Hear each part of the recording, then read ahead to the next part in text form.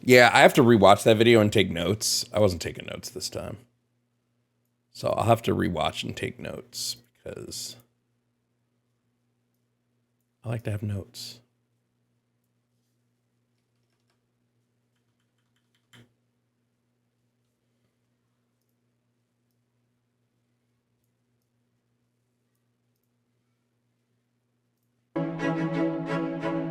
Colorado Republicans have a choice. At their most powerless point since World War II is the path back in Colorado, aligning themselves completely with newly convicted felon Donald Trump, or going in a different direction, purging the party of people willing to work across the aisle or being open to compromise. Newly convicted that is the choice for voters hear. in the Republican primary for Colorado's 4th Congressional District. From the suburbs of Douglas County to the Eastern Plains to Loveland, it's the safest Republican seat in Colorado's congressional delegation. The winner of this primary could be the face of the Colorado Republican Party in the years ahead. Tonight, the candidates debate. This is Decision 2024, live from 9 Let's News. get Lauren Boebert. Boebert. How do you pronounce her last name? Thank you for joining us tonight. I'm Kyle Clark. Guy. And I'm Marshall Zellinger. We'll be Kyle with you Clark, for the next hour. Bro, Kyle Clark is a real one during this debate. Congressional District 4. So let's meet them. Congresswoman Lauren Boebert, who currently represents Colorado's 3rd Congressional District on the Western Slope, but has moved to Windsor to run in the 4th. Logan County Commissioner and former state lawmaker Jerry Sonnenberg. Conservative activist and former talk radio host Deborah Flora from Douglas County. State Representative Richard Holtorf from Akron. 3-time congressional candidate and mortgage broker Peter Yu from Windsor.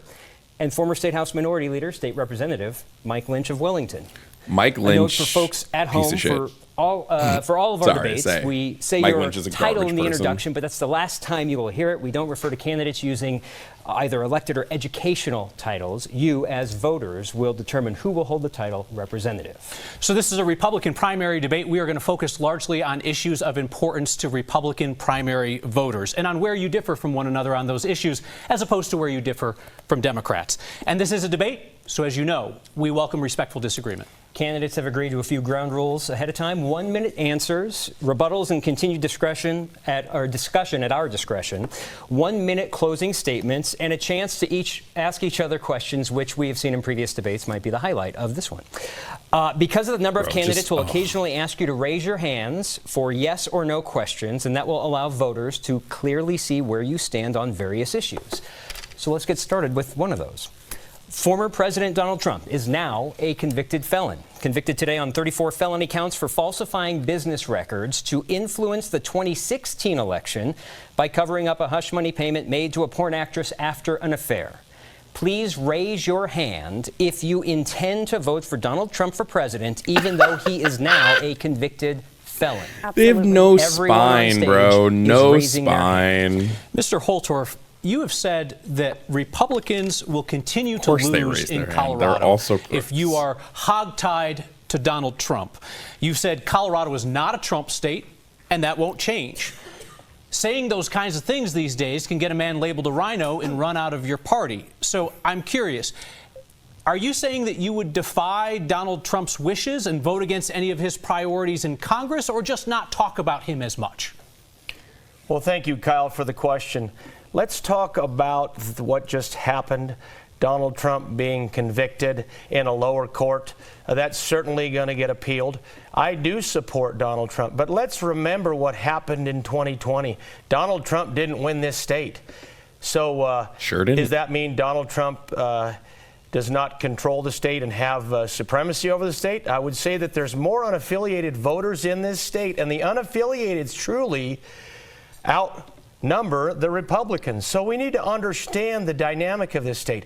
I'm a big supporter of Donald Trump. That's crazy. You're going to answer the question, Doug? But Donald Trump is running for president, and we need to understand that Colorado has its own unique issues, and we need a representative, Kyle, that's going to represent Colorado and the eastern 21 counties in Colorado. Not somebody that's going to follow Donald Trump around and do everything that Donald Trump wants. And I think Donald Trump has great policy, and I plan on supporting those when I go to Congress. Luigi Del Puerto from our partners at Colorado Politics has a question about electability for Ms. Boebert. Lauren Boebert, an internal poll released by a Democrats campaign shows him leading you by 14 percentage points in November. A large number of voters are undecided, according to this Lauren poll. Boebert. But this is now the second survey showing McCorkle's lead well outside the margin of error. It suggests you are vulnerable in a heavily Republican district like CD4, just as you were vulnerable in CD3, your old district, which is also a heavily Republican district. Are you not risking your party's very slim hold on the majority? What do you say to people who argue that any one of your primary opponents here can ably represent conservative values in Congress, but not offer the risk of losing the seat to Democrats? First of all, I'm not trusting any internal polls that are secretly released by a Democrat campaign. And I think the Democrat who released that internal poll needs to be focused on his own primary, which he is scheduled to lose to his opponent, Trish. We have a special election that is taking place in Colorado on June 25th. And she has a huge advantage being the Democrat nominee for that special election. I do believe that Greg Lopez will ultimately win that special election, and we all need to get out that vote. In Colorado's 3rd district, we did have a very close election, but we also had 50,000 Republicans not show up to vote. And maybe it's because those Republicans were frustrated at other elected Republicans who not answering the have question, Lauren. records, who refused to stand with President Trump, and they felt abandoned statewide and nationwide. Y'all notice that none of these people can answer questions. This is the time for us to show up and get out the vote. I do not believe me being here is making this a vulnerable seat. This is a huge move for conservatives in Colorado. So just to be clear, Ms. Boebert, you blame Republican voters for the fact that you nearly lost a safe seat and not your own conduct. When 50,000 Republican voters do not show up and think that their vote does not matter, that does make an impact on I love elections. that. I love that. I love that because it's so true. She's just shifting the blame. You fucked up. They saw you fuck up. And instead of going, hey, maybe I shouldn't run because I've lost support from majority of the people that supported me, you're going, well, it's their fault. It's their fault. It's all on them. They did it, not me. That's why we have get out the vote campaigns, and that is why we need to start collecting ballots and follow the rules that have been put in place by Democrats so we can start winning elections again. In the 3rd district, I campaigned hard. I governed well. I govern as I campaign. I have bipartisan work, and I have passed more legislation out of the House in this Congress than any other member in the Colorado delegation. I am proud of the work that I've done serving my constituents in the 3rd district and serving the entire state of Colorado. You still didn't get to finish the Beetlejuice musical, Ms. though. Flora, you said this week that poll, which granted is a Democrats' internal poll, right? So you always take that with a grain of salt. But you said that poll, quote, shows that Lauren can't continue to run from her drama and divisive antics that nearly cost Republicans one safe seat already. You wrote, we can't risk losing CD4 as well.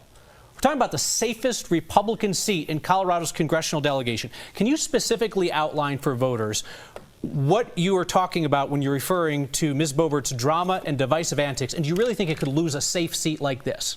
Thank you for the question, Kyle. I mean, the reality is CD4 has been redistricted. It is now a 73% suburban, 49% unaffiliated district. I have traveled all over the 21 counties and will work very hard to represent the rural areas as well. But with this change, and with CD3 being 65% rural, this is almost a mirror opposite. As I've traveled all over listening to voters, so many of the unaffiliated voters are Republicans who've left the party because they're tired of the purge and purify, the drama and the dysfunction. And many also are unaffiliated voters who do not understand, because no one has persuaded them that our policies are the very things that will solve the issues that keep them up at night. I do think it is vulnerable. What policy? I think the day of that will never happen in Colorado is long gone. And I think it's time that we have someone in this seat, which is one of the reasons why I'm running, where we can rebuild the party, where we can make it the big tent again. We can invite people to join us, and we can persuade our neighbors that we don't see them as the enemy. We see them as someone we want to represent and help solve the issues that are important to them. Why is it that Republicans always have to talk about rebuilding their party? You ever think it's kind of weird? I don't ever really hear Democrats talking about this talking point. Like, we have to rebuild, but there's such a fracture in the Republican in like the GOP base, like that they constantly have to talk about reunification of their own party. Like at this point, just split the party. Just have two parties. Have your MAGA Republicans and then your classic Republicans. Because it ain't working, dog. It's not working the way you think it is. Nobody wants to vote Republican. So I think it would just be easier for everybody if they just split themselves, right? Does anyone disagree? Like, I say this mostly because it means they'll start losing. I mean, their vote is already pretty split. Like I said, you have the Don Republicans, the maggots, and then you got the Mitt Romney Republicans, the classic America Republicans. I will note, you chose not to describe what you're saying as drama and divisive antics, but you spoke to the composition of the district. Mr. Holtorf, you come from the other end geographically of the district, so to speak. But do you share Ms. Flora's view that the safest Republican seat in Colorado could be up for grabs if your party nominates Ms. Boebert? So, Kyle, thank you for the question. Colorado's electorate has changed. We need to accept that. Colorado used to be a red state. Then it became a purple state. Some people claim that Colorado is now a blue state. If you look at the state house that I served in, 46-19, that's pretty blue. If you look at the electorate, the elected officials in there. So yes, we have to be sensitive to the changes of Colorado. Ladies and gentlemen, we're here to serve Colorado. We're here to serve CD4, whether they're unaffiliated, whether they're Republican. And if you're elected to CD4, you're here to also serve Democrats in the district. And I feel I'm ready to do that. So yes, you bring up a very good point. And we need people that can lead. We need people that understand that demographic. I got every perk. I got all these gray weapons. I'm kicking ass. I want to give Ms. Boebert an opportunity to respond after I ask the rest of you for a show of hands on this question. Who here believes that if Republican primary voters nominate Ms. Boebert, that she could realistically lose in November? Everybody should raise their hands. Mr. Lynch, Ms. Flora, and Mr. Yu say they believe that she could realistically lose. Mr. Sonnenberg, Mr. Holtorf do not believe that she could realistically lose. Let me clarify. November. I answered the question, so I didn't know. Okay. You wanted. Do you believe that she could lose in November? It's very possible. Yes. Okay, I'm going to raise my hand just to clarify. It's possible. Okay. Thank you, Ms. Boebert. An opportunity to respond to what they've said. Yes. Well, it's interesting to hear Democrat talking points from my Republican opponents talking about this purge and purify process in the Republican Party. We just want people who are elected who actually represent our values. Of course, when it's Democrat talking points, right? That's all it is, Lauren. Rural counties. It's just Democratic talking points. I am seeking to earn the support and votes from 20 more plus Douglas County. And having that on-the-ground work has shown so much unity in the Republican Party and bringing unaffiliated voters on our side. Having don't know if we're going to survive this now. Having good governance in Washington, D.C., opening up the House floor for amendments to empower representatives to represent their constituents, and even working with our state's senators to get legislation across the line. I do not believe that I will make this seat vulnerable. This is a Republican district, and they want a Republican who has a 100% conservative voting record, as I do. Thank you, Ms. Boebert. Many of you have identified immigration and border policy as the main issue in this race. So we're going to spend some real time now exploring that issue and your views. More than 150,000 unauthorized immigrants likely live in Colorado. It's a population far larger than the biggest cities in the 4th Congressional District. It's about the population of Highlands Ranch and Parker combined, double the population of Loveland or Castle Rock. While there's been a recent surge in new arrivals, many of Colorado's unauthorized immigrants have deep roots in the community. In 2019, the Migration Policy Institute estimated that half have lived in the United States for 15 years or more. That mirrors federal statistics about unauthorized immigration from the Department of Homeland Security. Donald Trump is vowing to deport up to 17 million people using local police and the National Guard, and possibly the U.S. military. Psychotic, dude. Who said Lauren Botox? That's crazy. Deport them all. That would be an enormous, unprecedented government action. So if you would please describe in detail how you see mass deportation playing out in the cities and towns of the 4th Congressional District, and include, if you would, who you think should be doing the rounding up, where folks would be detained before they're deported, and so forth. First of all, having over 10 million illegal aliens coming into our country in under 4 years, this is unprecedented, and this is a massive lift from the federal government. When you have Joe Biden's administration flying illegal aliens from our border, from Central America into our interior, this is a problem. If they can fly them in, they can certainly fly them out. Evidence if buses of this. Can bring them in, buses can bring them out. What she's talking about, see, she's just lying. She's just lying. She's talking about asylum seekers, and she's just lying. Asylum seekers are here legally, Lauren. I don't know if you know this. Nobody is busing in undocumented immigrants from other countries just to bring them here. You are just lying. Fuck, border. Bro. And Congress needs to use the power of the purse as leverage to get that finished and actually secure the southern border. We are impacted by this in Colorado with fentanyl overdoses. Hey.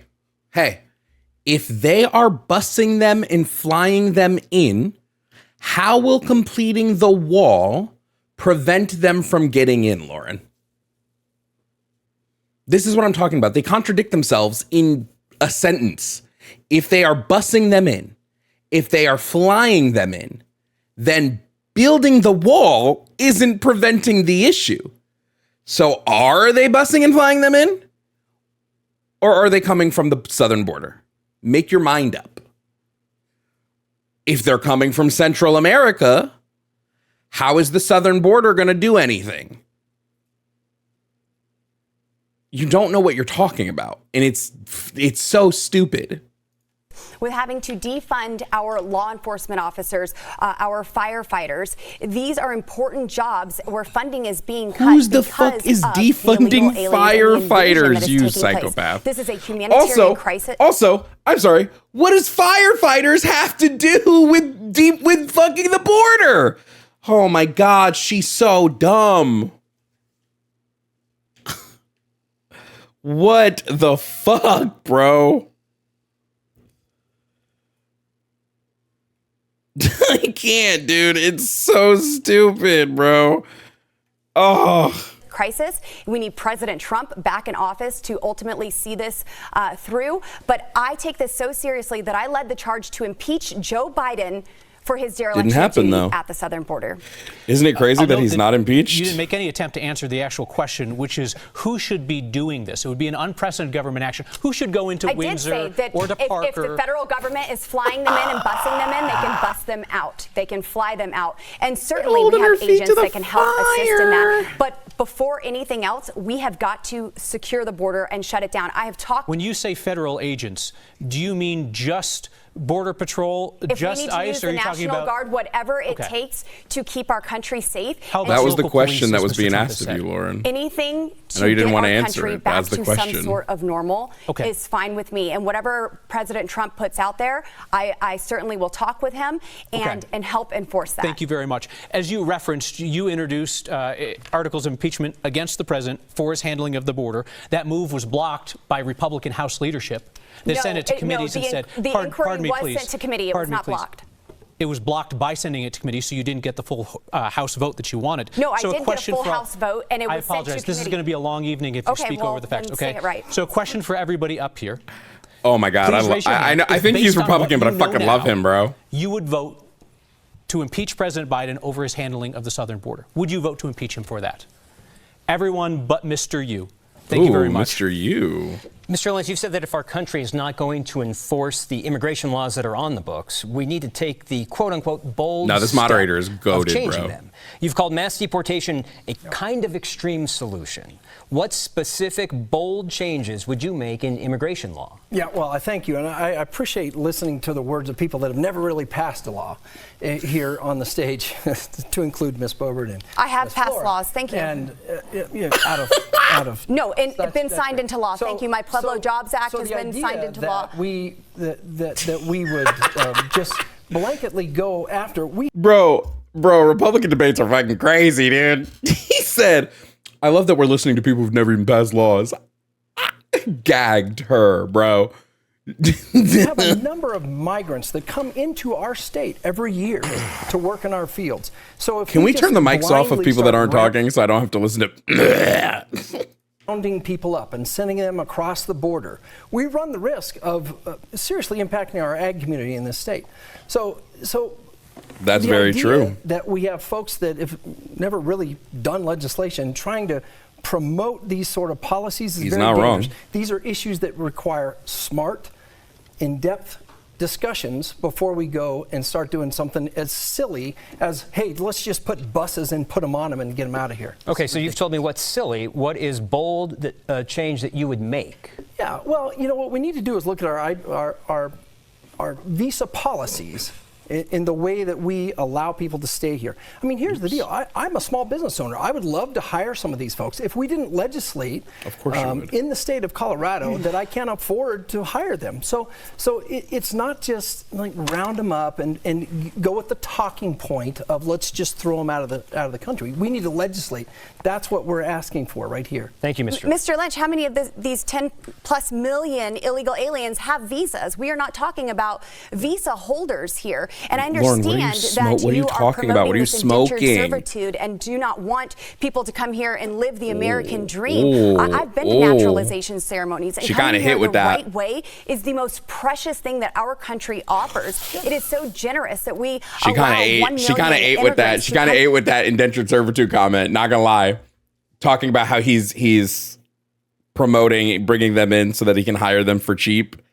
She kind of ate with that indentured servitude line, bro. Yo, thank you for following. She kind of really ate with that indentured servitude comment, bro. Come into our country, and they take that very seriously. Yeah. And for you to stand here and just say that you need workers, I think that is gross, and it is nowhere near on point. You're talking about visas, and that system is broken and needs some repair. But these 10 million illegals do not have them. Congresswoman Boebert, I would love to see, Congresswoman, your legislation that you've done to do this. What is it? Because you have passed nothing. We are in divided government, and I have passed legislation out of the House of Representatives. I work in the House of Representatives, not in the Senate, and I'm not in the executive branch. But I have passed legislation to secure our border. No legislation. Yes, I have. And to defund sanctuary cities. I have passed over 70 amendments to the House floor, a process that I fought to make available in the House of Representatives, something that hasn't happened in over a decade. Because we don't want to have Mr. Lynch, thank you very much. Mr. boxing match here. Mr. Holtorf, there's a question coming for you. Hold on a second. We're talking about jobs, right? Workers, right? But workers hold jobs, right? Jobs mean a lot to people, whether you are in this country legally or not, right? And also, jobs matter to the overall economy. A question on this for Mr. Sonnenberg. You have also called for mass deportations, and let's talk about that economic impact. So economists have said that Trump's plan would deport about 4.5% of the American workforce, and that would likely cause a recession and inflation as that many workers vanish out of the economy. A CU Denver economist says that those jobs support jobs that are held by Americans. So some number of Americans would lose their jobs if you were to deport 4.5% of the American workforce. And that would be happening at a time when unemployment is near a 50-year low. Do you believe that mass deportation outweighs those economic risks? Thank you for the question, Kyle. And quite honestly, when it comes right down to it, mass deportation that I'm talking about is shipping the ones that have been bussed into Denver, bus them back out and getting them back out. And to answer the question earlier, well, that's not mass deportation, is it, Jerry? I would use the National Guard. Those people that's not what mass deportation is, Jerry. Those people are the ones causing the crime to go up in Denver and the area around. Imagine, if you will. Do you have any evidence to support that? Because law enforcement has not put that forward. I'm just curious where you're getting that causation. I'm looking at the correlation between the crime rate going up and the immigrants coming in at the same time. Just looking at those two rising. Hey, Jerry. There's a famous phrase, Jerry, in statistics. There's a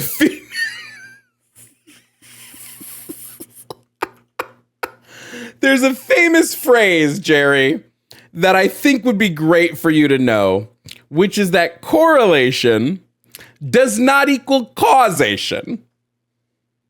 I don't know if you know this, Jer. I don't know if you're aware, but you just broke one of the biggest faux pas in statistics, which is making a causal claim over two things that are simply correlated. But even if we're looking at that, right? Even if we're looking at what's at these two things, right? And the immigrants coming in. Fun fact is, overall crime rates are not rising. Violent crime is in the rise in some areas, but statistically, countrywide, crime is on the decline. Jer Bear. I don't know if you know this, Geronimo, but you're not even correlating two things that have a correlation. And at the same time, just looking at those two rising at the same time. So I would attribute that. But ask yourself this question. If indeed you're dropped off in a foreign country where you don't know anybody, don't have any avenue for sustainability, don't have a job, what do you rely on to feed and take care of your family? They don't have an option. This is a humanitarian issue, and they need to go back home where they can actually do the work they need to support their family. Mr. Sonnenberg, thank you. Ms. Flora, you often proudly note that you're from a military family. Your dad was an Air Force Lieutenant Colonel. You're the wife of an 82nd Airborne veteran. Let's talk about this idea of using the military, right? We've heard two people kind of talk about this already. Donald Trump is talking about it. How would that work if the National Guard or the military were to come into Douglas County where you live and start rounding people up? Thank you. You know, I've been down to the border. I did an extensive period going from El Paso, Texas to Deming, New Mexico, Columbus, New Mexico, listening firsthand to Border Patrol, ICE, and DEA. And one of the things that I saw there was a beautiful partnership between the Texas National Guard. I sat in the backyard of a woman named Dolores. Her back fence is the border wall. She called it her freedom fence. And when the Texas National Guard was walking along, she goes, "Those are my heroes." She even said, "I throw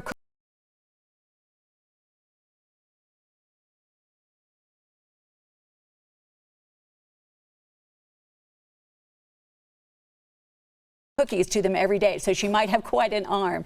But the reality is that's the partnership I'm talking about. It is time that we understand that drug cartels are actually pretty much a narco-terrorist military organization. The reality is they control our border. They control a vast majority of Mexico. That's my focus when it comes to the use of military. It's already working very well with the Texas National Guard. It's time that we allow our great men and women to focus on our #1 national security issue, which is our southern border. And then we can address the humanitarian aspect of it, which is a disaster here as well. Just want to clarify.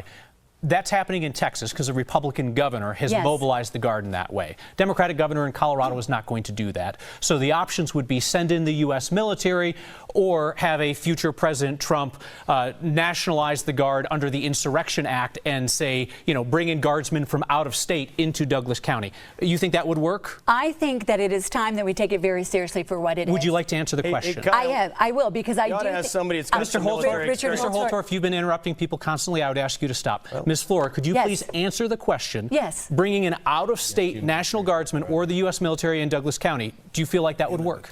Not into Douglas County. That's not what I'm talking about. What I mentioned is to secure Sorry, I was muted. I'm just reacting to how fucking great this is. By the way, have to stop the President of the United States from suing border states who are doing their own work. The question was about the actual work of rounding people up in Douglas County. We took a couple times to that. There is deportation happening in Colorado. Mayor Johnston is doing it because he says he can't afford the illegals that they've invited in. He's not deporting anybody. He's certainly offering people onward telling people we will secure a bus and for the get you folks out. here, there's actually two military Mr. Holtorf, your question on immigration is coming from our partner Luigi Del Puerto from Colorado Politics. That would be great.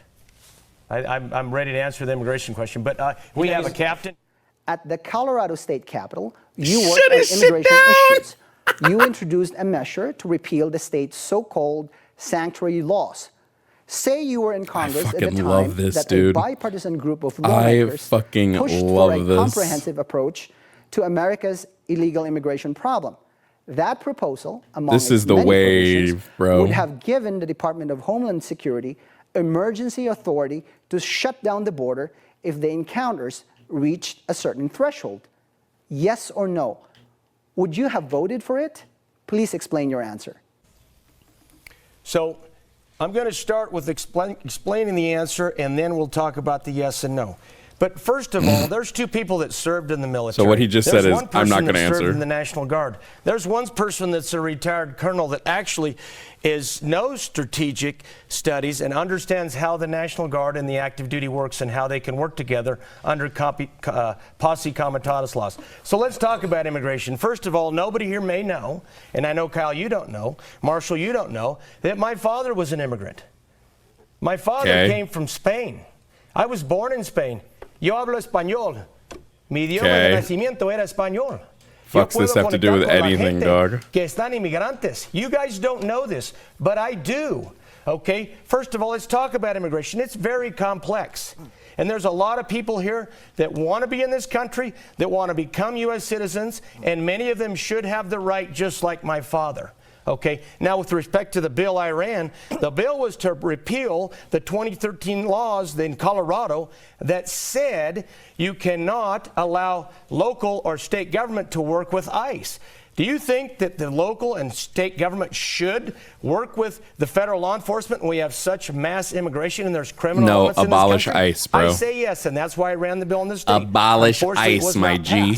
Okay, now, but this is very complicated. Mr. Olshoff, you gave 30 seconds of a biography, and that was your choice. Thank you for your answer. Mr. Okay, Yu. but at least you know a little more about me, Marshall. Thank you, Mr. Olshoff. Mr. Let's Yu, the son of immigrants. fucking go, bro.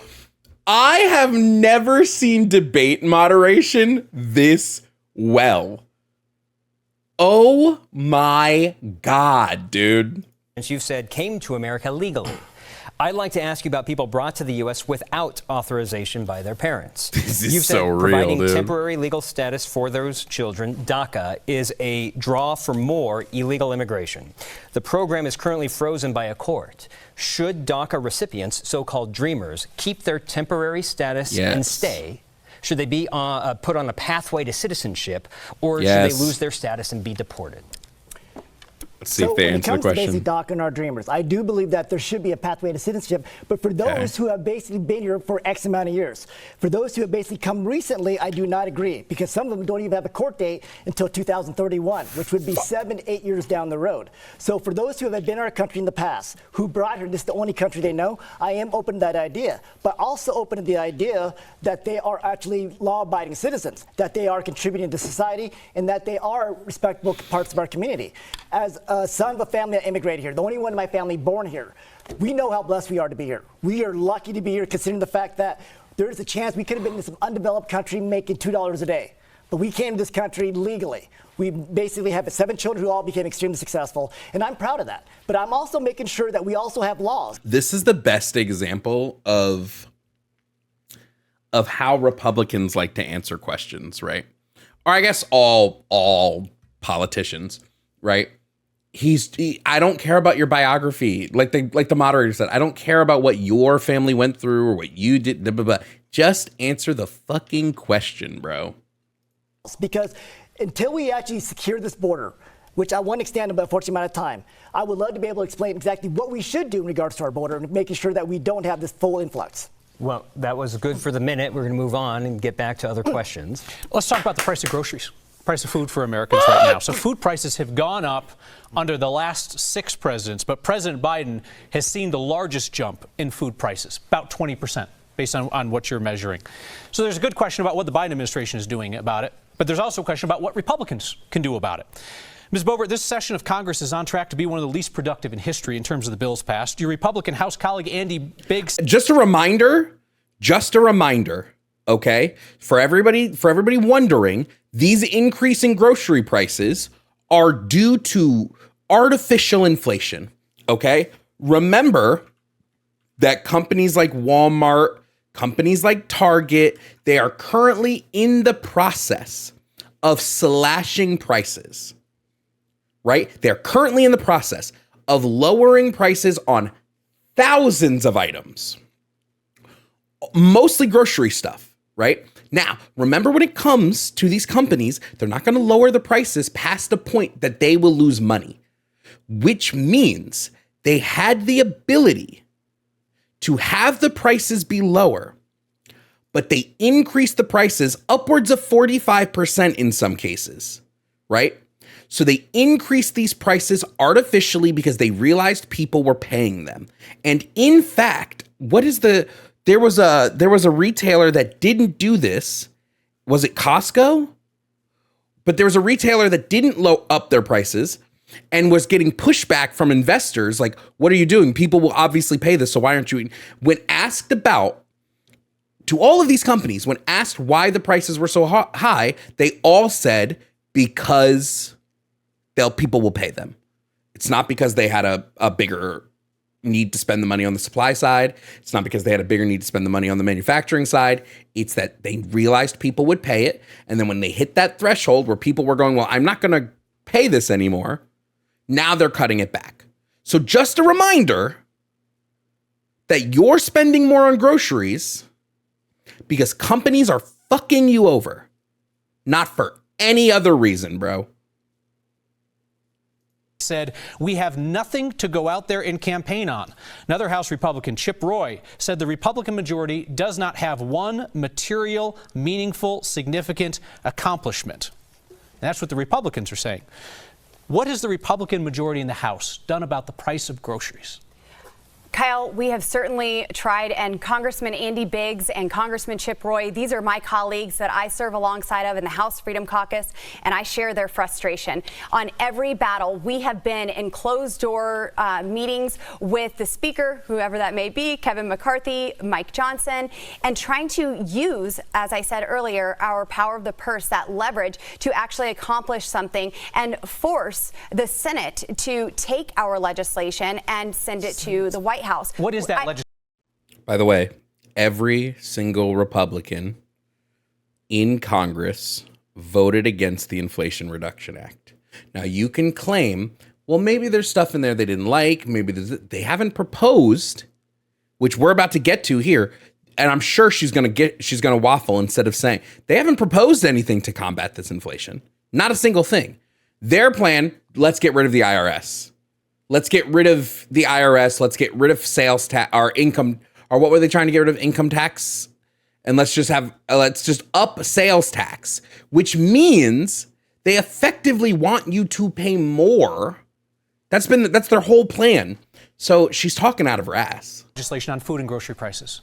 Energy is a great piece of legislation. Our H.R. 1 bill is our energy policy. I have two pieces of legislation that were included in H.R. 1 that would unleash our American energy production. And that is exactly what we need to do to begin to... And how does that impact food prices? I'm sorry, I'm just trying to clarify. When we are selling our resources and not regulating our communities into poverty and not relying on our foreign adversaries for our energy production, then we are unleashing our nation's full potential for economic development and prosperity. And remember, the question was legislation on lowering the cost of groceries. Just remember that. That was the question. It would lower inflation. Lore. So this is one huge step that we could do, but also take care of the reckless spending in Washington, D.C. Thank you very much. My favorite part of the debate's asking each other questions here. We're going to start this off with Mr. Sonnenberg. You get to ask one of your colleagues here a question. You know, that opportunity arose at the last or at the very first debate, and I chose not to do a gotcha question to any of the other candidates. I'd rather talk about my issues, so I'm going to decline to send a question to any of my other opponents. Understandable. Again, I know at that debate you were told that doesn't have to be quote-unquote gotcha, but I will accept the time back. Miss Flora, you may ask a question of someone else. Jerry, you and I have always taken the higher ground. I only want to ask questions that deal with policy. So I do have a question. As we've talked about, Denver is being overwhelmed by tens of thousands of illegal immigrants. They're lured here by the promise of food, housing, cell phones, and even driver's license. You've been one of the few Republicans that has actually voted for driver's license for non-citizens. What is your thought about the responsibility that may play into incentivizing those desperate people to be coming to these cities? That's a great question, Deb, and thank you for asking, because quite honestly, the motive behind voting for that bill and supporting that bill was so we know where they're at. We know who's here, why they're here, and where they're located. We also, if you have a driver's license, then you're required to have insurance to drive, and that was important as well. But the main reason was specifically to make sure we know where those illegal immigrants are. Thank you, Mr. Sonnenberg. Mr. Holtorf, you get a question to another candidate. Thank you. Appreciate the opportunity, and I will take... Before we get to this, let me go pee. This is so good, dude. This is one of the best fucking debates I have ever witnessed. Let me pee real quick, and we'll get back to this shit.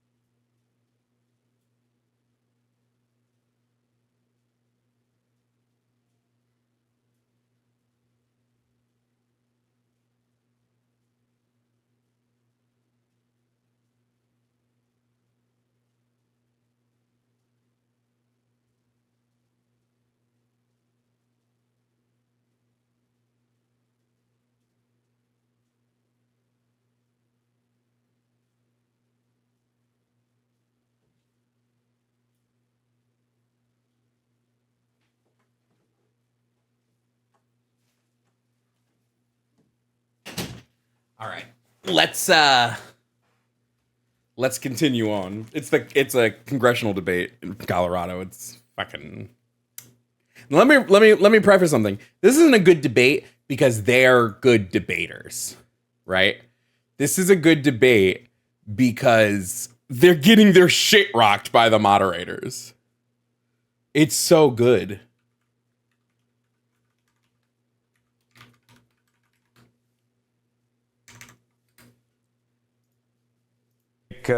This time to ask a question. In my 5 years in the state house, I passed 38 bills signed by the governor in a majority Democrat House and General Assembly. I know what it means for a bill to be passed and signed by a governor or president. So for Ms. Boebert, how many bills did you prime sponsor? I said 38 I prime sponsored, not co-sponsor, because you can co-sponsor post facto. Anybody can put their name on a bill after it passes. How many bills did you prime sponsor in the U.S. Congress that actually were signed by the President of the United States? So thank you so much, Richard. You know, it's interesting that you're touting the legislation that you have passed. She's not going to answer. She's not going to answer. You also say that you are a no-nonsense She's not going to answer. conservative. She's not going to answer. Well, She's not answering. Back home should know that a no-nonsense conservative should not have a failing Liberty score. We have the Independent Institute who scores representatives for their legislative record. And if you are not voting how you campaign, well, then you get a negative impact. And I'm the only person. Would you like to answer the question, or would you like to talk about Liberty scores? You can answer the question, ma'am. It's okay. Will. So, I asked a very specific question. Please answer. One of my favorite pieces of legislation that has been signed into law is my Pueblo Jobs Act that creates at least 1,000 jobs in Pueblo, Colorado. We worked to incorporate the BRAC process, so nearly $7 billion in infrastructure would not be bulldozed and go to waste. But there are also many other pieces of legislation that I've passed through the House. And it doesn't matter if it's passed through the House. If the president doesn't sign it, ma'am, government, and I'm not going to compromise my principles to just pass a bill that does not honor. I will give you one more opportunity. This is so good. He's right. He's right.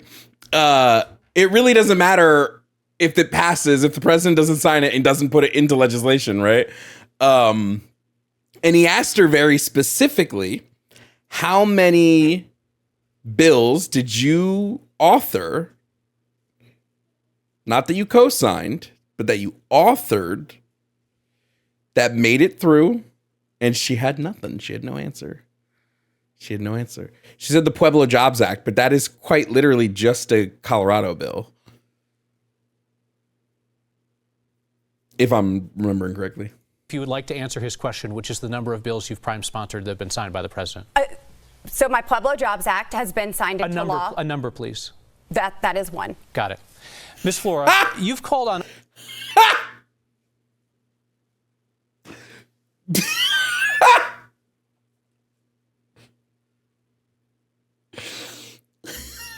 I'm so happy he pushed her. I'm so happy he pushed her to answer the question. I'm so happy. I'm so happy he pushed her on that. Look, she's so pissed. She's so mad, bro. She's so mad. On all parents to pull their children out of public elementary and middle schools. And last week, the Colorado Republican Party told parents to pull their children out of all public schools. If parents were to take your advice seriously and pull all the kids out of public schools, what would America without a public education system look like?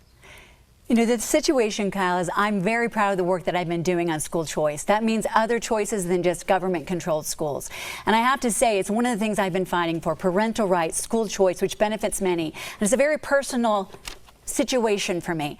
Our daughter was diagnosed with autism, and she began to struggle going from a straight-A student to almost flunking out. If we had not had the opportunity for something other than a government-run school, I don't know where she would be today.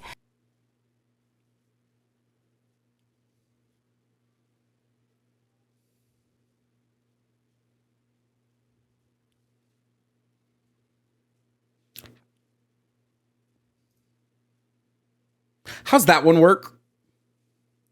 There's crucial pieces to that story that are missing. So your daughter was a straight A student. She was diagnosed with autism, then all of a sudden started flunking out of school. There's crucial information being left out of this story. This story is missing at least 7 chapters. My goal and my statement for that was it is the right of every single parent, and I will stand for the right of every single parent to have that same choice for other. So let's talk about the issue with school choice, right? School choice, as Republicans tend to frame it, is you should be able to pick what school your child goes to, right? The issue with school choice, the issue here, is that what happens when all the good schools are filled up? Then you're going to have a set number of parents who are forced to send their kids to schools that have lost students, which means they've lost funding.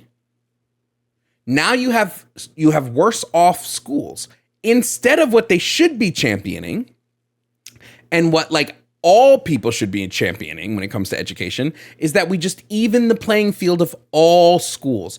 If there was ever an institution that we should just throw money at, it's public education. Right? I don't think there's an amount that would be paying too much for public education. And there's so many little things we can do. There's so many little things we can do when it comes to public education that will help student outcomes. We can provide free breakfast and lunch for every student, no exceptions. We can provide free before and after care, no exceptions for every student. Right? Funding these things, we see a net positive in student outcome, but they don't want to do that. Instead, it's pull your students out, and now let's fuck up education for everybody. It's nonsensical. And I don't understand why nobody checks Republicans on these dumb talking points. Opportunities. And by the way, many of the failing public schools, the people who are most trapped in it are underprivileged children who are trapped by their zip code. I've worked with many organizations that have begun to work on school choice because no child should be without the opportunity to flourish and the right of their parents to choose the best education for them. So that's the work that I've done. Do you ever listen to that phrase? I hate to harp on this, but listen to that phrase. The right for their parents to choose the best education for them. That phrase kind of inherently entails that there is worse choices. School choice entails that there are going to be better choice options when all education should be equal. We should not have the situation where some people can get a better education when it comes to primary education. Especially when we force people to go to school, right? It's illegal to not send your child to some form of school, whether it's homeschooling, private schooling, or public schooling. It's so. I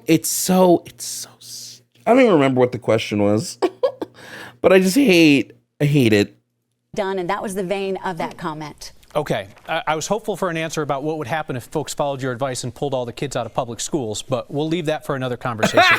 Mr. Lee. She didn't answer the question. Has anybody answered a question? Lauren answered one question, which was, how many of your bills were signed by a president? 1. Has anybody else answered a question directly? 1 time? Have we heard one direct answer of a question? Yes.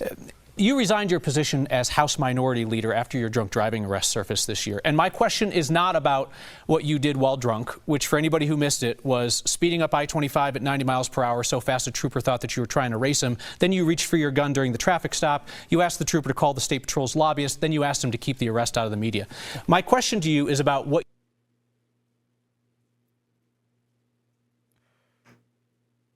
Party of law and order, am I right, guys? The party of law and order, fam. Am I right? Am I right, chat? The party of law and order. What you did while sober. You did not disclose your drunk driving arrest to your Republican colleagues when they were considering you for leader and electing you. Yeah. What does that tell voters about your judgment? Well, thank you, Kyle, for that. I mean, I think this is a little bit of you guys being a little sore because you didn't catch this for quite some time. This was all public knowledge, right? So I didn't disclose, I didn't hide anything from anybody. And I'll be honest with you, I had 2 seniors in high school at that time, and they didn't need to go through that publicity. I also was not even elected to that position at that time. So, that was a personal decision. He's not saying you were elected at that time. He's saying you resigned because you hid it. Which you just said I didn't hide anything, but then just said I didn't let it become public because I wanted to protect my kids. So, Mr. Flip Flop, which is it? I own that. That was a bad mistake. Should not have done it. Was it a mistake not to tell your colleagues when they were considering you for leader, knowing that you had something so big and embarrassing in your recent past? Yeah, I don't think so. I mean, this happened, at a time that was, this was before even we had theater incidents or anything else that was embarrassing to folks. Serving in public life is hard work, and exposing your life to it is, a personal decision, and I chose not to. That was about the softest reference that he could have made, but do you want to talk about the theater thing? Sure. So, Kyle, I Oh my God!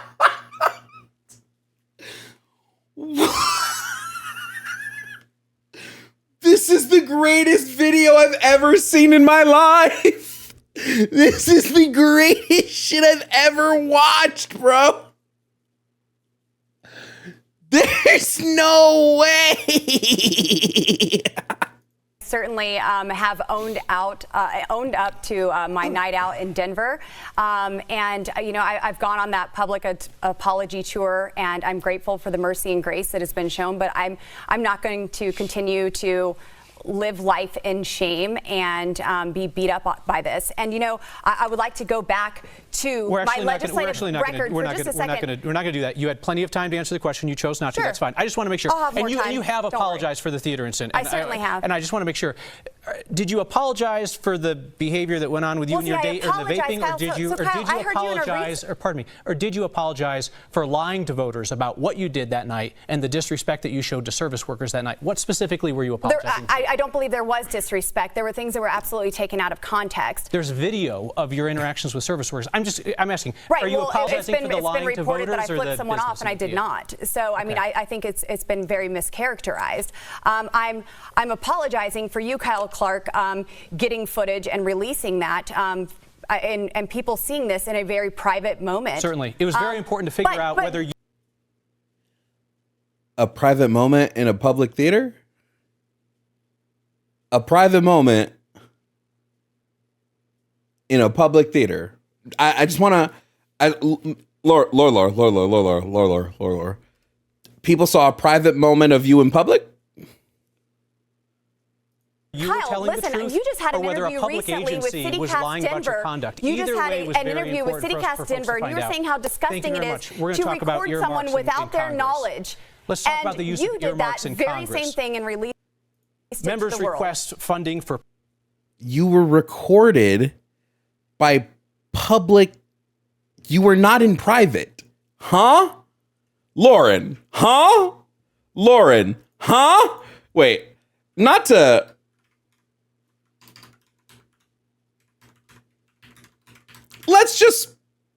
Let's just watch the fucking footage, Lauren.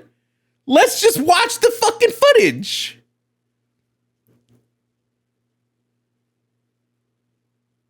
Let's just watch what you did. You psychopath. Okay, here we go. This is you would.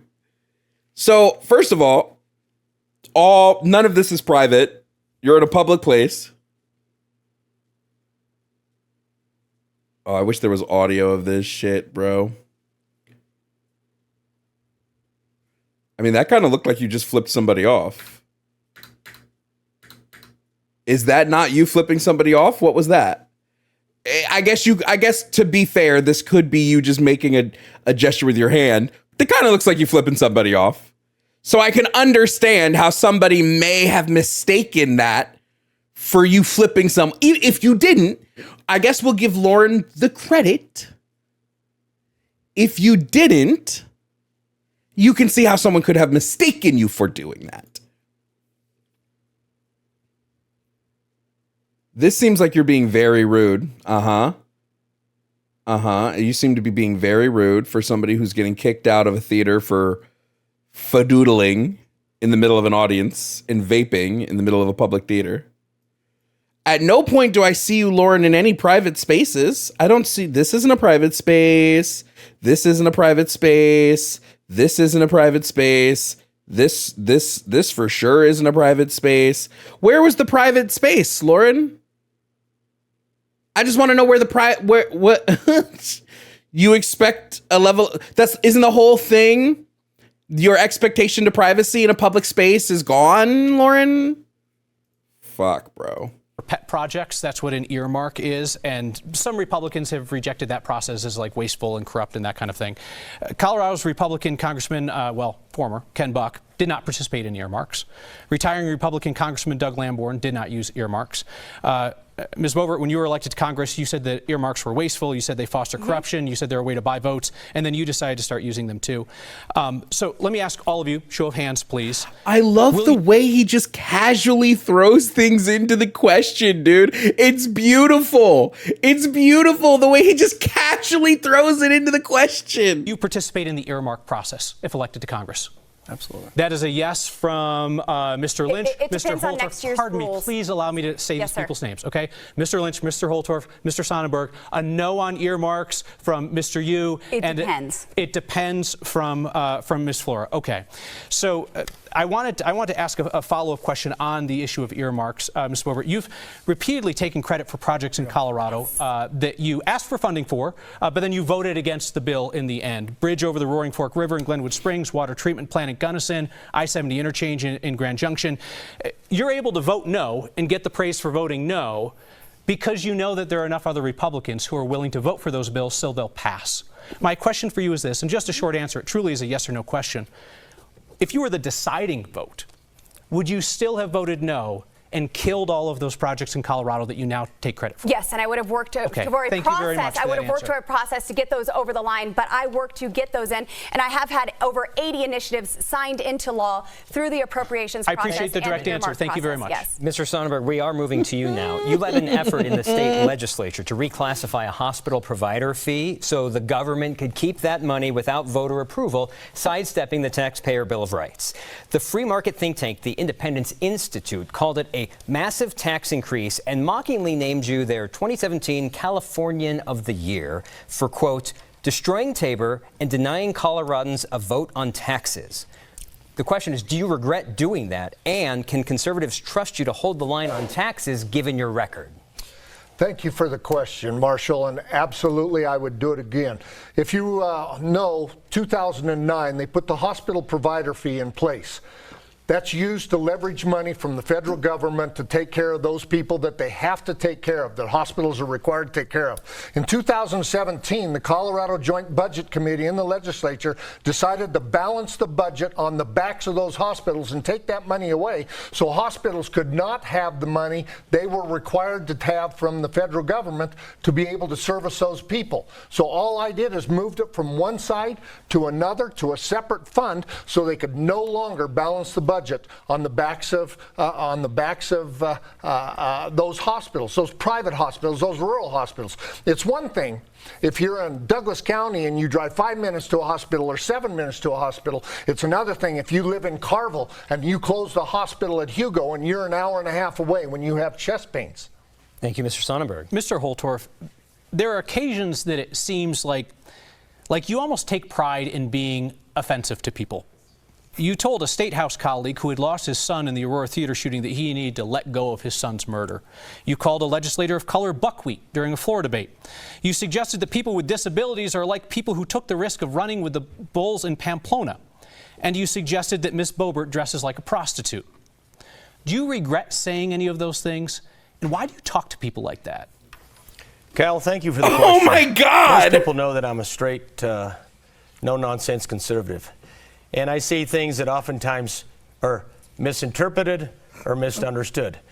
But with respect to one incident, Representative Ortiz, who I was talking to, Eastern Texas country boy, Eastern Colorado country boy, we're friends. We serve as co-chairs in the State House on the Veterans Caucus, brothers in arms. So he was not offended by that comment. Okay, he actually understood me when we had that. But I don't want to talk about that. Let me tell you what I want to talk about. Well, actually, no, this isn't free swim. I ask a question, you answer. Please allow me to finish. Let me just ask you. The question was, do you regret saying any of those things? And why do you speak to people that way? Do you regret saying that Ms. Boebert, a sitting congresswoman, dresses like a prostitute? So allow me to explain. I have 5 daughters, okay? I raised 5 daughters. And I'll tell you what, women, in my humble opinion, particularly if they're a congresswoman, need to dress respectfully and professionally. I don't see any issue with the way when we've been Lauren on the campaign Boebert dresses. Thank you. That's time. Ms. Boebert, would you like to quickly respond to Mr. Holtorf's dress code for women? I don't think that I have a comment on his dress code. I'm happy for. How old is Lauren Boebert? How old is she? She's 37. With my clothing options. Conservatives really age like milk, bro. And I don't dress for half the tour for the whole tour. Especially at the theater, right? You're really happy with those options, aren't you, ma'am? Those were awesome. Thank you. Mr. Holtorf, thank you. Thank you. I'm going to be completely honest. I don't find this an inappropriate dress for the theater. This isn't inappropriate. Now, her actions were inappropriate, but her dress is not inappropriate for the theater. I don't find this inappropriate. You just don't like when women show boob. I don't think this is inappropriate dress for the theater. Colorado Republicans are split on whether our elections are rigged. I'm going to ask for a show of hands on a question asked of Republicans in a recent CU YouGov survey. Please raise your hand if you believe that elections across the country will be conducted fairly and accurately. I'm sorry, did you say across the country? Across the country. Okay, thank you. Not one hand is raised. Wait, I'm sorry. What was the question again? I'm sorry. Raise your hand if you think elections across the country will be conducted fairly and accurately. Were they? I think most of them will be. So we see a hand from Mr. Sonnenberg, a hand from Ms. Flora, Mr. Yu, and a late hand from Mr. Lynch. Just for some perspective, when that same question was asked, 41% of Colorado Republicans surveyed agreed that elections across the country will be fair and accurate, where 44% disagreed. Were they fair and accurate in 2020? Well, we're about to talk about Pennsylvania? What Mr. about Holtorf, Michigan? if you would what stop about speaking, Wisconsin? I can get what a about question Arizona? now. All right, thank you. Let's talk about that. On Let's January just remember. I just want everyone to remember. Every single person remember. Every single independent agency, every single governing body, every court, every lower court, every higher court, everyone has concluded that the election was safe and fair. Remember this. Trump's own appointed officials, Trump's own appointed court judges, all of these people determined, thank you for following, that the election was safe and fair. I just want us to remember this. The reason I want us to remember this is because anybody saying otherwise is a conspiracy theory nut job. Okay? Just remember this going forward, squad. 2021, after the pro-Trump mob that stormed the Capitol was cleared out, Congress reconvened to certify the election results. And Ms. Boebert was one of 147 Republicans who voted to overturn the election results. So I'm going to ask you each in turn, knowing what you know now, would you vote the same way that Ms. Boebert voted then to overturn the 2020 election results. And I'm going to start with Ms. Boebert. Knowing what you know now versus what you know then, would you change that vote or would you vote the same way? Please just a yes or no so we can get to everybody. Okay, thank you very much. Mr. Lynch, would you vote the same way? You would not have voted to overturn the 2020 election. Mr. Holtorf? No. Mr. Sonnenberg? No, I would not have voted to overturn the election. Ms. Flora? I would not have voted to overturn. Mr. Yu? No. All right, so just for the record, Ms. Boebert voted to overturn the 2020 election. Objected She's the to only the one Electoral there, College certification. the only one up here who said that she would also make that same vote today. Let's do some more candidate questions, please. Mr. Lynch, it is your turn to ask another candidate a question. Well, Richard took all my thunder, but let me step back. Go ahead. So I don't care what you say. All of this is public, Congresswoman. 0 bills passed, 24 votes missed, fewer comments, and I appreciate the fact that you have taken over my campaign slogan of delivering for Colorado. But can you tell me how you actually have delivered anything? Yes. For the state of Colorado. Thank you. That has been signed in and is actually actionable from what you've done. I understand that Democrat congressional campaigner Adam Frisch, you have his old campaign manager. And these are her talking points. I get that, but we're not at zero. These are facts. We are not at zero for legislation passed. I have passed my. It's Googleable. Let's let her answer the question. I have passed Here my we go. Pueblo Jobs Act again. Pueblo Jobs Act. You know, she's going to mention the Pueblo Jobs Act. Over 80 other initiatives that have been signed into law. One single standalone bill is not the only way to get something signed into law. And I have over 80 initiatives that have been signed into law, whether that be through the amendment process, the appropriations process, or through the congressionally directed spending. And I have brought back almost $100 million in infrastructure and water projects to Colorado. Water storage in Rangeley, Colorado, $5 million there. I have advocated for the South Bridge in Glenwood Springs, Colorado for 3.5 years, and they were able to get a huge chunk of money, and the former mayor came to my office to thank me for my work in ensuring that that was done, and also the congressionally directed spending that went prior to that. We got another minute of something you wanted to answer, and Mr. Lynch gave you the opportunity to do that. Mr. Yu, your question for another candidate. So I believe in taking a high road like Mr. Sonnenberg does as well, but I feel like I need to justify one of my previous answers. And this is regarding, I'm knocking about 500 doors a day. I've spoke to almost 40,000 people. Is this a question to somebody? So the one question I have is for Lauren Boebert. I'm surprised because 90% of the people out there don't know any of the candidates, and that includes Lauren, which is a surprise, which I guess not because she's not really part of this district or have a connection. But what worries me is because I said earlier I do feel the seat's in jeopardy. The reason why is because where's the question? And even moderate-leaning constituents do not know you, don't like you, and are you ever going to make an attempt to talk to anyone outside the Republican Party? Don't know me or don't approve of me, because those are two very different things that you're saying. Okay, so basically it's actually it's one and the same because they don't know you, and the ones that do know you. It sounded like the question was, are you going to talk to anybody outside the Republican Party? Absolutely, and I do on a regular basis. I enjoy meeting with people. I have lived a life of service, from McDonald's to serving people through my church in the local jail, these at-risk women, and also in my restaurant. I love engaging with people. That is my favorite thing in life, and so I absolutely do connect and bridge the unaffiliated and the Republican voters. That is why I've been able to successfully get bipartisan legislation passed through the House without compromising my principles, working with Senators Bennett and Hickenlooper even to have co-sponsoring legislation in the Senate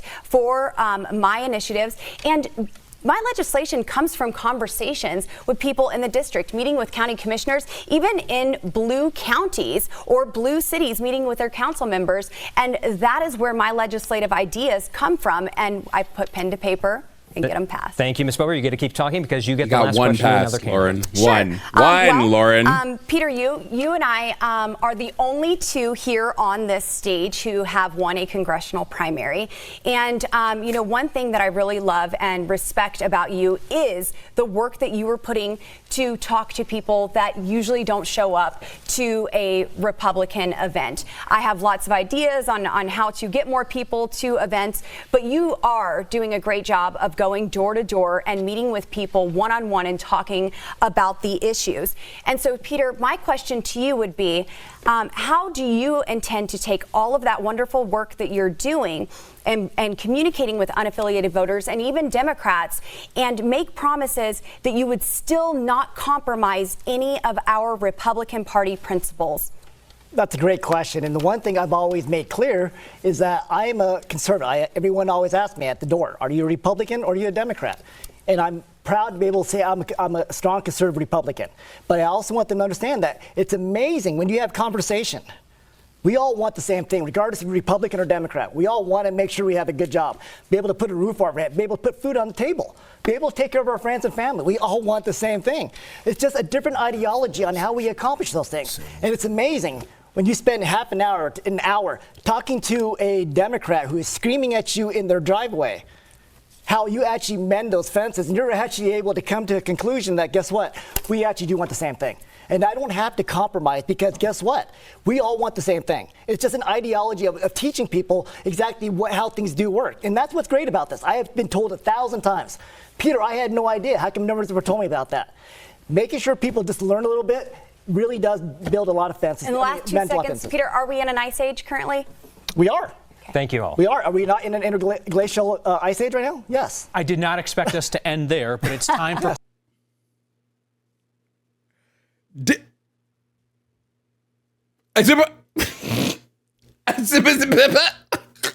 I'm sorry. What? Huh? Is this true? Are we in an ice age? Is this true?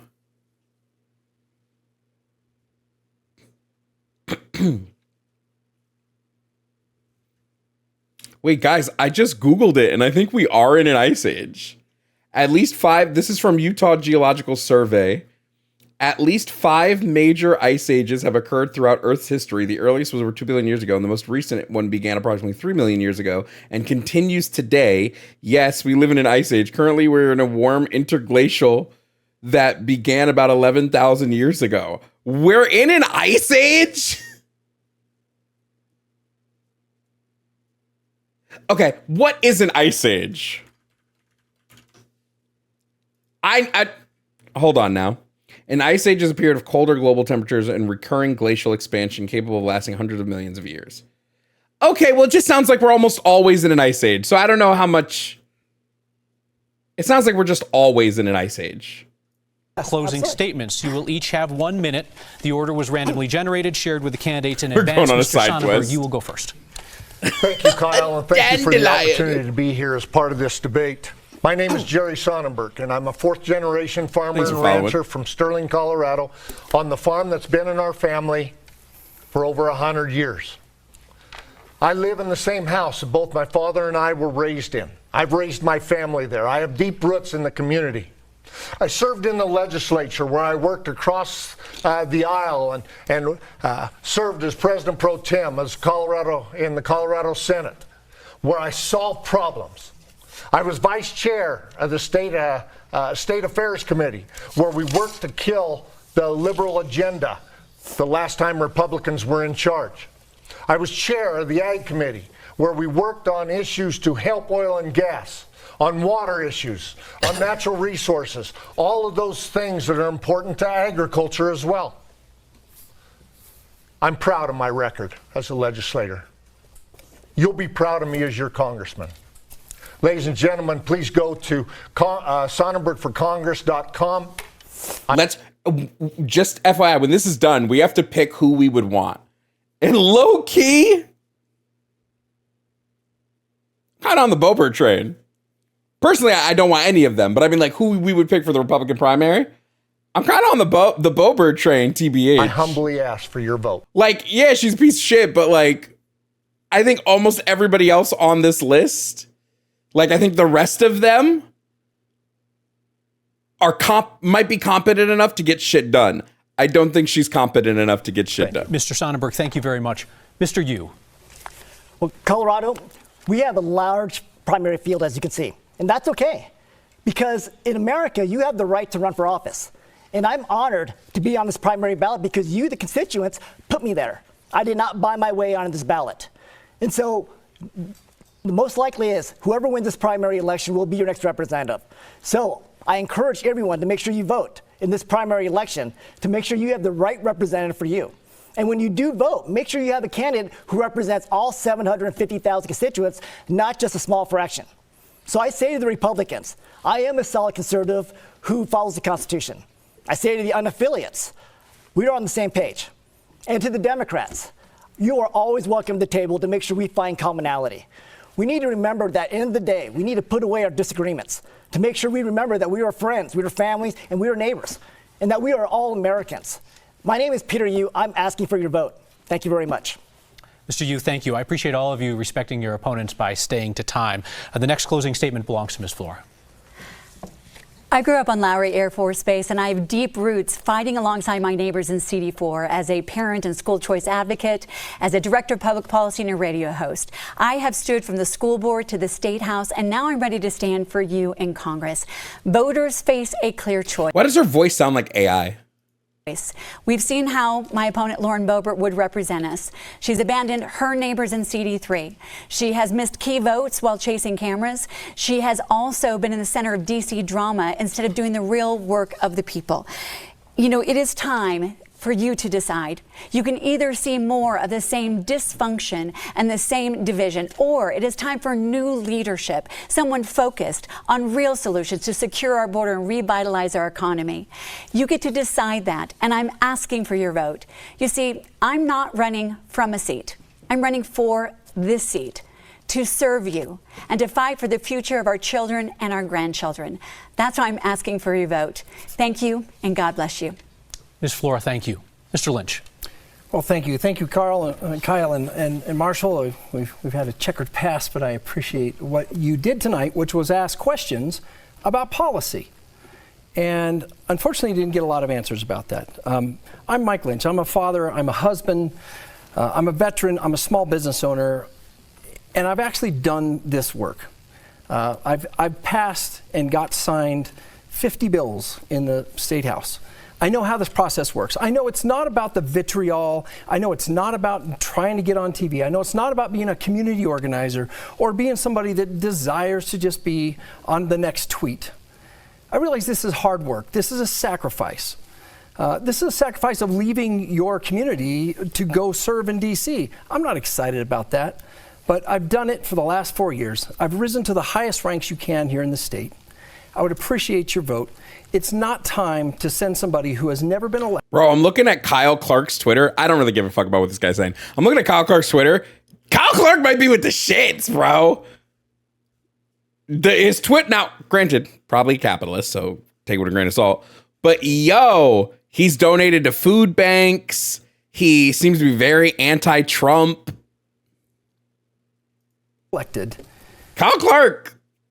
I'm fucking with you right now, to dog. Congress and those who haven't passed bills. Mike Lynch, lynch4colorado.com. Thank you. Mr. Lynch, thank you very much. We have just 2 more closing statements to go. Mr. Holtorf. Thank you very much for the opportunity to introduce myself to all of Colorado. Most people don't know that I'm a retired Army colonel. I served 29 years. I have more geopolitical experience than anybody in front of you right now, having served 5 overseas tours, 2 combat tours, and yes, I'm a battle-hardened, tough combat veteran, combat arms, Army aviator. If you don't know what that is, you need to look that up. I'm also a 3rd-generation cattle rancher, running a business for 17 years successfully. I'm also a businessman. I'm also the House Republican whip. 5 years I've served, and I've passed 38 bills signed by the governor, not just out of the House, like some people have purported, that haven't gotten much done in Congress. I produce and I get things done. I want to talk about one of the candidates here is from Douglas County. She lived in California for many years and then came back to Colorado. She has no experience in the military other than being a DOD dependent. That isn't service. I also want to talk about how she's never held an office to include school board. She ran for the U.S. Senate, failed, and now she wants to run for U.S. Congress. That's your time. So thank you. I'm Richard Holtorf, Holtorf4Colorado.com. Thank you. Thank you, Mr. Holtorf. Ms. Boebert. Colorado, this is choose your fighter time. I have a proven track record of delivering for you, having over 80 initiatives signed into law, bringing your tax dollars back to Colorado. And right now, you see what is at stake. You see the political persecution that is going on with President Trump, the election interference that is taking place with his guilty verdict just announced today. And right now, we have got to unify the Republican Party. I understand that my opponents see me as their only opponent and will attack me. I will debate policy all day long, but we have more important things to focus you're cracking on. me up right our now. Farmers and our ranchers need us to get legislative work chat. done. We need to get the wolves delisted federally. I have passed that out of the House, and we need to get that all the way through. We need to lower inflation. We need to bring back our energy jobs. We need to secure the southern border. I am your fighter to do all of that. I have earned top line on the ballot because I have been earning the votes of constituents in the 4th District, and I hope to earn yours tonight. God bless. Ms. Boebert, thank you very much. Thank you to all of our candidates for continuing the Colorado tradition where candidates show up to debate, don't duck challenging questions, and engage with each other about their differences. Thank you also. There's no way that challenging questions comment was not a fucking jab, bro. There's no way that wasn't a jab, dude. There's no way. To our small but mighty audience in a cramped studio tonight, a special thank you to the outgoing news director here at 9 News, Tim Ryan, who has spent 30 years in our newsroom. He has led our political coverage for well more than a decade, organizing countless debates and relentlessly advocating for the voters' right to know. He censors his kids on social media? Fuck, dude, I'm liking this guy. I'm liking this Kyle guy. Ballots for this race and the others hit the mail on June 3rd. Final day to vote in person in the primary is June 25th. If you they say like whoop. Thank you for following or subscribing. Thank you for subscribing to Tier 1. That was fucking great, dude. Holy shit, bro. Squad, was that not just the fucking best? Holy shit, bro. Wow. Wow.